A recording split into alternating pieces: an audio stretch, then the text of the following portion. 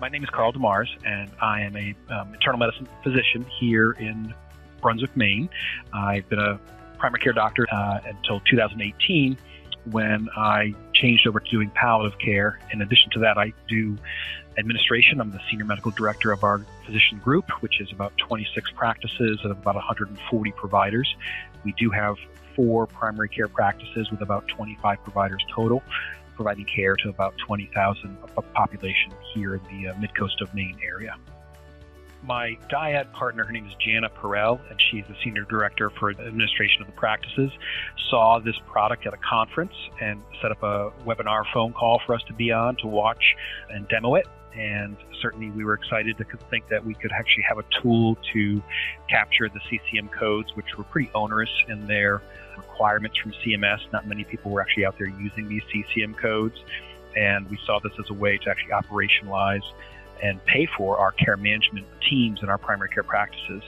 We had created those teams through a grant for patient-centered medical home over a 5-year period and had created some pretty robust care management in our primary care practices. But when the grant went away, the funding went away. And so this allowed us to keep the staff that we put together with that grant and continue the population health work around patient-centered medical home.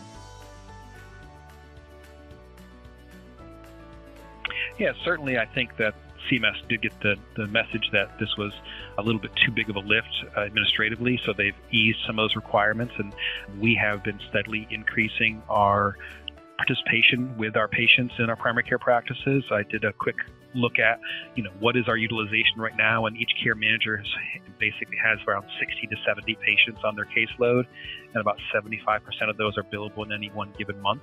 We have 5 care managers across our practices, and so if you kind of annualize the revenues from this program, it's about $150,000, which goes a decent way of supporting those positions.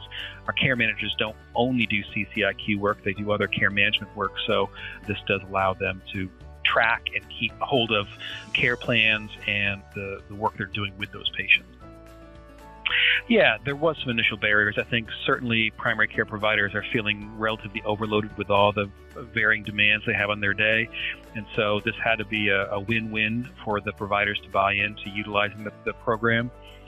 There was a certain amount of, remembering what you had to do to sign the patients up. And then the care managers were feeling a little bit like they were having to kind of jump through some hoops to be able to get the patients to come onto the service. But, once they got into the workflows, it really wasn't that onerous to get the people signed up, and it's even easier now. So the biggest barrier was really around just the nuts and bolts of signing patients up originally, but those are largely gone now for the most part.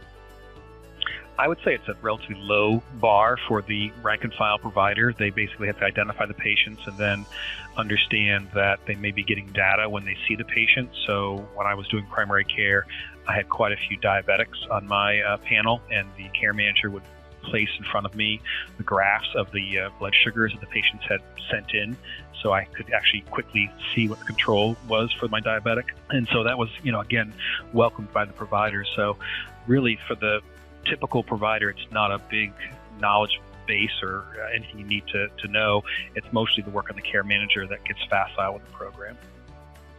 So clinically, I think the best patients for this program are ones that you require frequent objective measurements of their care. So diabetics are a classic example where if you're titrating blood sugars with insulin, you're usually getting those sugars into you weekly or biweekly.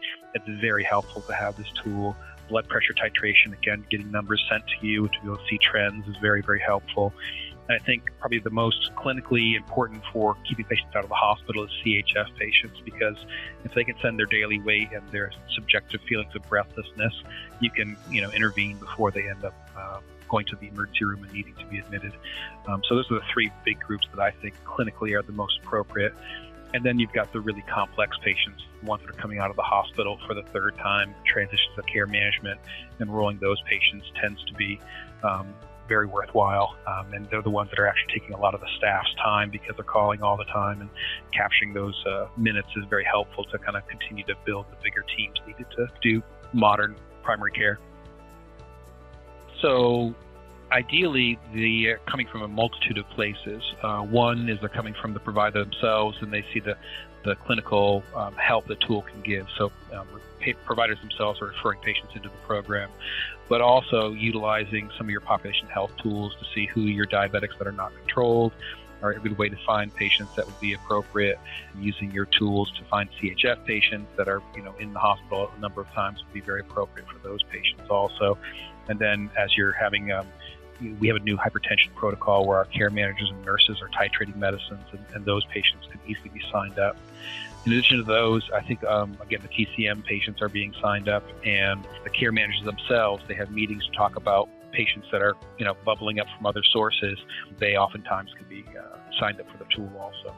We actually don't use the tool only for billable patients. We use the tool for all care management because they're in the tool all the time. So we have many of our patients that are not billable, but it does allow us to have a roster of who's actually active in care management for that care manager, and allows us to watch those metrics. I actually have a patient that was one of my first patients I signed up. She was a morbidly obese woman that was mostly homebound and had significant problems with CHF, but she was very technically savvy, and we signed her up for the CCIQ tool. And she was probably going to the hospital every 6 weeks for an admission to, get her diuretics optimized. And it's now been, I believe, 3+ years that she has not been back to the hospital or the emergency room. She interacts on a daily basis with the care manager, and we can make quick titrations of her diuretics on the fly and really have kept her out of the hospital. It's been pretty amazing. And she credits the tool for that. We actually presented her to our board. We were trying to explain the tool and used her story and even a small video clip of her and singing the praises of the CCIQ tool, and how interacting with the care manager has been very helpful for her. I would say that the biggest benefit was the clinical titration ability that is just quick and very user-friendly, because before you'd have patients bringing in their logs of blood sugars, or are usually not actually following up with their blood pressures or their blood sugars, and finding out that you weren't able to titrate things that easily. So that clinically has been the biggest boon for me as a clinician. As an administrator, the ability to pay for the robust care teams that you need to do modern primary care, being able to capture these codes and these dollars has been absolutely integral for us to continue our program once the grant went away. So for sustainability, you really do need to tap into these things, because there's not another billable way to build a team for primary care.